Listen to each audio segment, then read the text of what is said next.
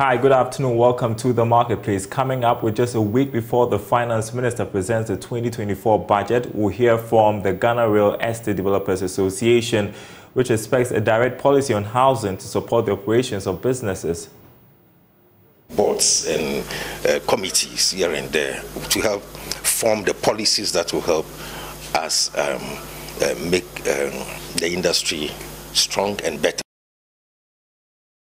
Also, tax is still a topical issue ahead of the budget presentation. Can the government afford to revise its tax policy? We will discuss.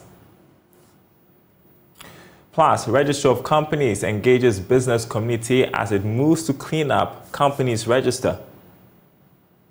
And before the end of the year, at least by 31st of December, to ensure that if businesses have not been renewed or companies' returns filed, we will take those names off the register.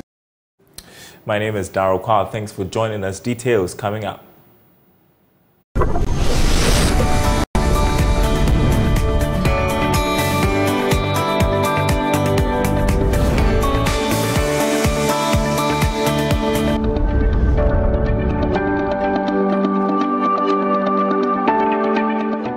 Staying with us, everyone. First up, the Ghana Real Estate Developers Association, GREDA, says it is expecting a direct policy on housing in the 2024 budget to support the operations of businesses. According to its president, Patrick Ebobonfo, reduction in taxes on cost of building materials must be considered. He says the association is also working to address challenges affecting pricing within the sector. Mr. Bonfo spoke to Joy Business at a symposium. Well, the challenges emanate from, I think some of the members shared issues with financing, issues with land acquisition, and, land litigation, etc. I think I said this thing somewhere. Statistics showed that more than 33% of members of GREDA are in one court or the other because of land litigation. We want to use what I just mentioned, the vehicle, to address such issues. And so going forward, we can address one, financing, two, issues about property acquisition and title, security in title. So we want to use these vehicles to address some of these challenges. On the side of government and policy, I think that in the past there have been various policies. First was tax breaks, if once you are a real estate developer, 5 years, you don't pay corporate tax. But all of those things have now come and gone. And currently where we are is we are working with the government in terms of policy, formulation. And so we share, we share the table with government on several platforms, not just direct government, but even quasi-government institutions, where we share ideas and we are on boards and committees here and there to help form the policies that will help us make the industry strong and better, for us to also contribute meaningfully to the economy. All right, so the GREDA there on the 2024 budget expectations are high. So the budget is expected to be presented by the Finance Minister, Ken Ofori-Atta, on November 15. That's exactly a week today. And ahead of that, several business groups, research institutions, amongst others, are calling for a review of some of the taxes, particularly indirect taxes introduced in the 2023 budget. For instance, the Institute of Statistical, Social and Economic Research wants a freeze on new tax exemptions for foreign companies. Also, players in the tourism and hospitality sector have appealed to the government to consider consolidating the numerous taxes in the industry ahead of the budget presentation. Joining us in studio now is Wisdom Pano, who is Associate Director Tax and Regulatory at Deloitte Ghana. Appreciate your time with us in the studio as we look ahead to the budget presentation exactly a week from now. So do you agree with ISA and the other business groups for a reform or review of the taxes in the upcoming budget? Right, thank you, and thank you for having me here. I would say yes, I agree. It's a fluid time in our economy. We all know the economic challenges we are in, and we are looking to return to debt sustainability. A critical part of that will be how we raise revenue locally.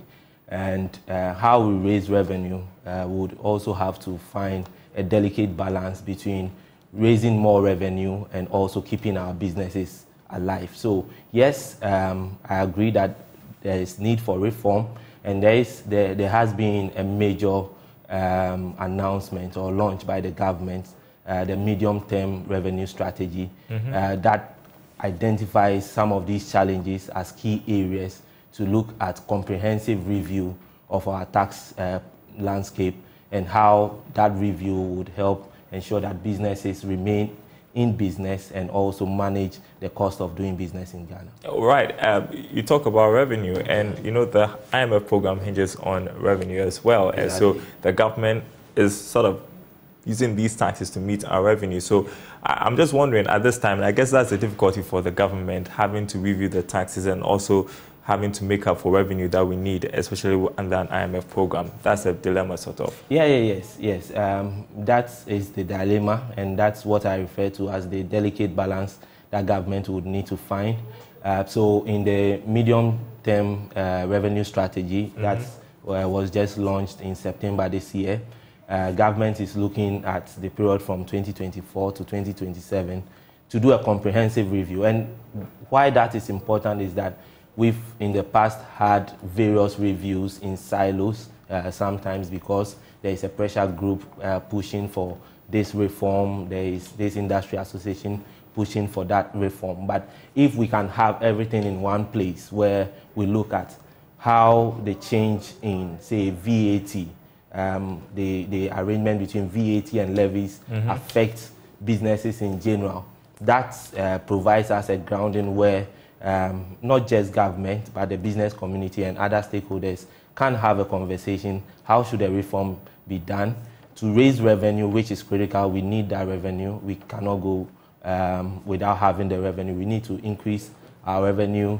tax to GDP ratio, which is hovering around 13 to 14% below the Africa average of 15.6%. So we need to increase revenue. How do we do so, keeping our businesses around? And I believe some of these inputs from business, from research groups, from stakeholders, consultants that deal with the business community would be important, and that would feed into the 2024 budget. I'm going to ask you a straightforward question. Right. Which taxes do you think should be abolished? Which ones should be consolidated?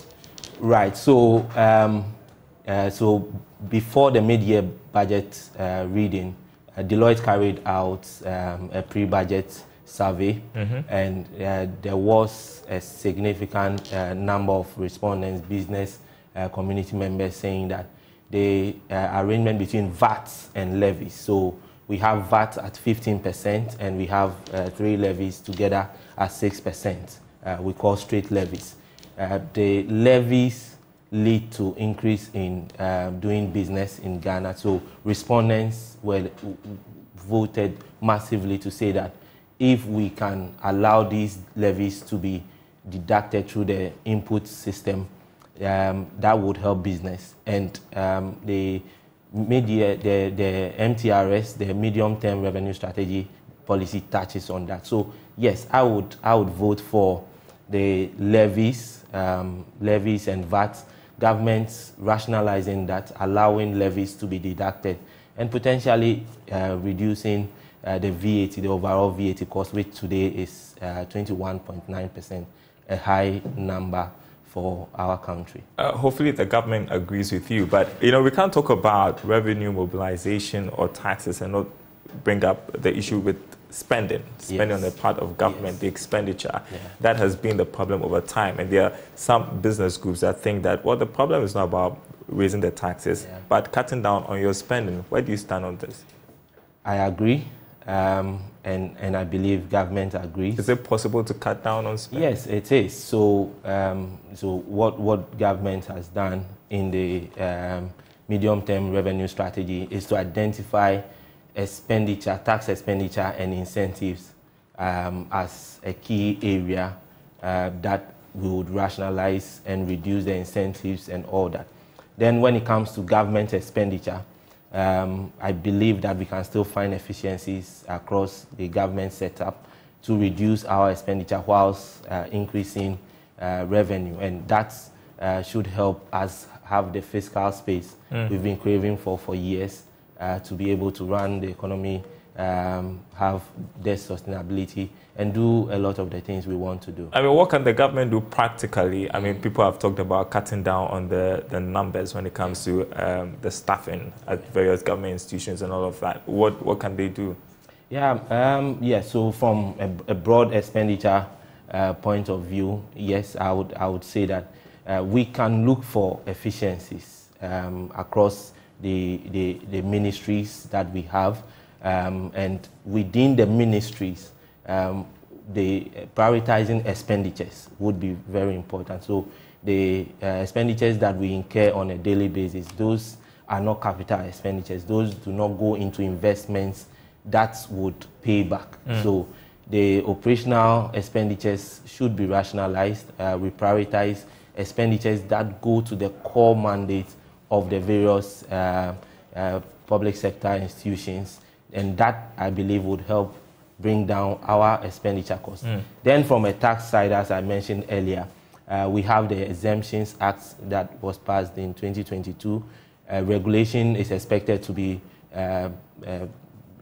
introduced that would help implement in full the Exemptions Act. That, again, would cut down on our tax expenditure side that robs governments of much needed revenue, increase the revenue that we are able to mobilize, and have incentives rationalized into sectors that really drive our economy, and not have incentives that people can come in for those incentives, take the benefits, but do not stay for the long haul to be in this country, to drive employment, to drive investment, and technology transfer. Well, this is going to be my last question, and it will be your assessment of how the government has been able or has managed the fiscal economy since the IMF program began in June. Well, yeah, so it's still difficult to give an assessment, but then we can look at what has happened over the past 12 months or so.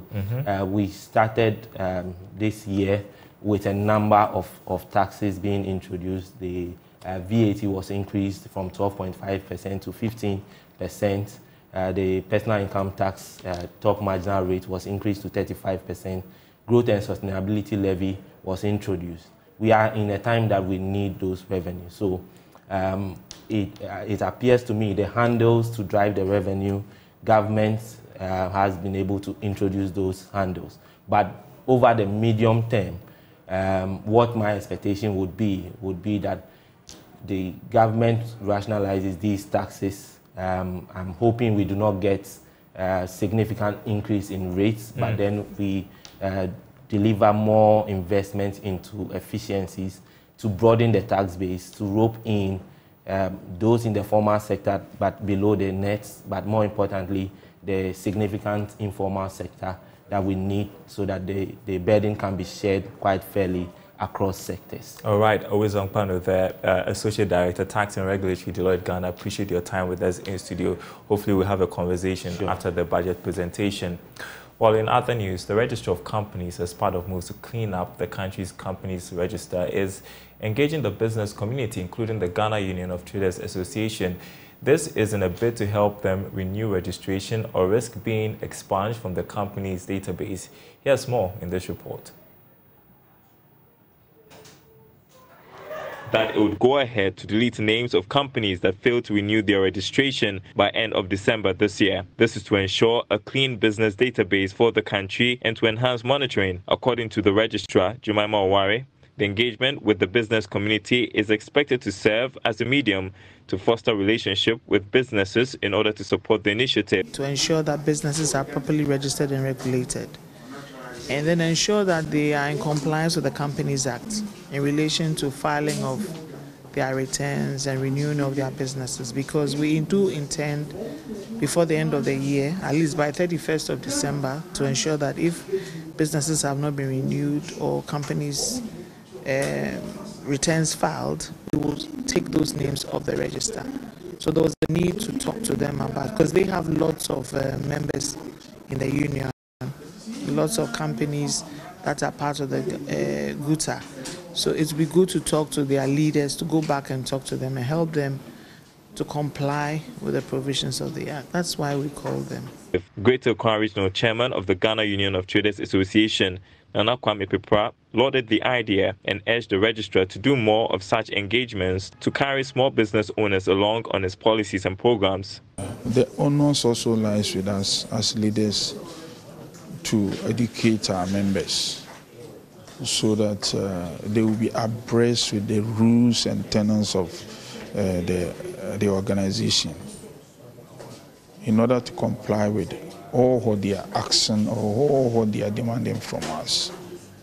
And then also I will ask them, the registrar, to continue helping us in a way by collaborating with us, by joining us in our quarterly council meetings in a way to educate the members to know the do's and the don'ts of their organization. The meeting is likely to be instituted as a quarterly event in the calendar of the Register of Companies. Now, Aaja Oil Field, in conjunction with Aaja Tabular Services Limited, a joint venture between Tenaris and Aaja, has renovated Axim Road Key Primary School in the secondary Takoradi Metropolis, which had become a death trap for teaching and learning. Teachers and pupils of the school for more than a decade studied under frustrating conditions which did not support improved academic performance. Here's more. Key Primary School, since it was built, has not undergone any renovation work. The building has developed deep cracks in the walls, windows and doors falling off, and concrete floors developing into holes, among other challenges. Headmistress of the school, Rita Ajoa, in an interview with Joy News, explains the demeaning condition under which studies were conducted. The old building was really affecting academic performance because when it rained, we could emerge 2 or 3 classes, which was enhanced, which was even giving us problem. But for now, we can. Every child sat in his or her own classroom comfortably within the rainy season, and there wasn't any problem. And the kids had no place to even go to nature school. But with this project, by God's grace, we're able to have enough space for that. Then we're not having drinking water or potable water on the campus. But because of this project, we have enough water. We have enough water for every kid on this campus. Since they built this block, it has never seen any major renovation than today. So it was affecting us really. Thieves could come around and open the windows and doors easily because they were all spoiled. But we thank God today, everything has been changed and the school is now in new shape. We are so grateful to Aaja. We are so grateful to them. They've changed everything about our school and we are so pleased. And as I said, as Oliver Twist, we always ask for more. We want fencing so that encroachers will not come around to disturb us.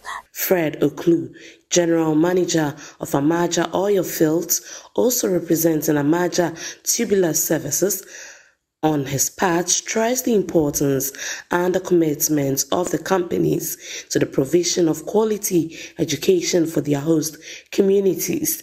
The project has brought newfound excitement to the teachers and pupils. It's actually in line with our corporate social responsibility program, and we tried to identify needs within the communities where we conduct our business and see how best we can support them.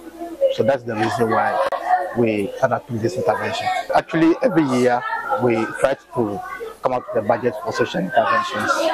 But you know, this is just one of the communities that we normally target.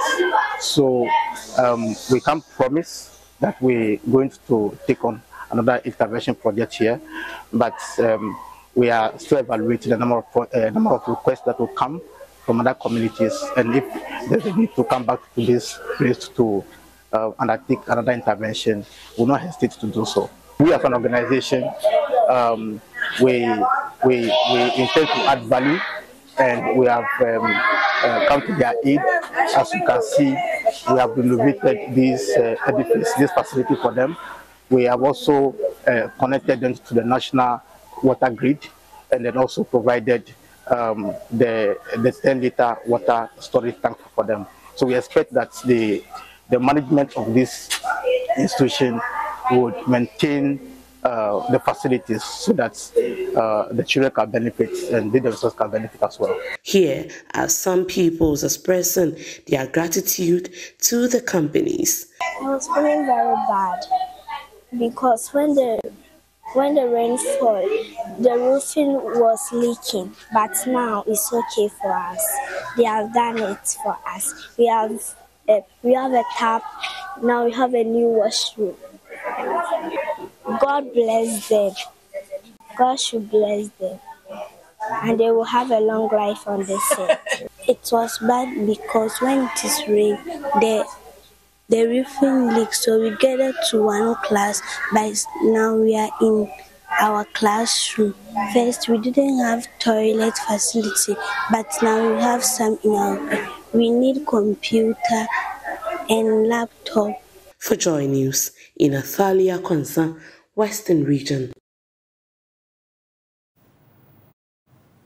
All right, next we are headed for Let's Talk Tech, and today we are going to be talking about some innovations built by tech startups at the Ghana Digital Innovation Week. Now, Joy Businesses Isaac Atasenyako joins me from a tech and innovation fair underway in Accra. If you can hear me, Ike, what are you seeing where you are? Right, sure, Daryl, if you can keep getting. We are live at the Ghana Digital Innovation Week. Right, sure, Daryl, if you can hear me, we are live at the Ghana Digital Innovation Week, where there are lots of exhibitions, lots of tech exhibitions. Also, it's a fair, it also had a forum earlier on, where lots of discussions, lots of dialogues were had about the tech space, the tech ecosystem, and how we can improve it. And I have with me here Emmanuel Mumuni as well as David Ofori. Emmanuel is at GIZ and David is the head of innovation at NEIT. So David, briefly, what's the impact? What do you hope to achieve with this, briefly? So the Ghana Digital Innovation is seeking to make innovation or digital innovation an everyday conversation. The impact is enormous. Some of them we can't even think about yet. Because in how we transition our young people from job seekers to job creation. And that's what we're here. That's the whole objective. How do we also stem the tide of unemployment? And that's what the innovation is about. So in fact, some of them we can't even envisage yet. So watch the space. As you can see, all these things you see around are dedicated by young people. And this is the third year of the Ghana Expenditure. As we started, year on year, it's growing. Look at the audience, look at the beneficiaries, look at the participants. So the conversation that with the policymakers. Right. So in fact, it's shifted Ghana into a country where we become a destination for digital innovation. Right, sure. Now let's come to you, Emmanuel. Now let's look at going forward. How do we sustain projects such as these and also infuse some of these technologies?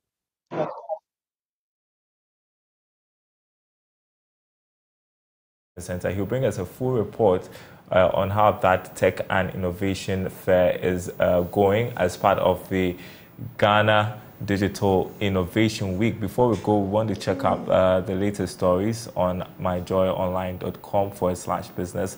That's where you head for the day's stories. I don't think we can show that website to you right now, but you can always keep up to date on our website, myjoyonline.com/business. My name is Daryl. Thanks for watching The Marketplace. We will be back same time tomorrow.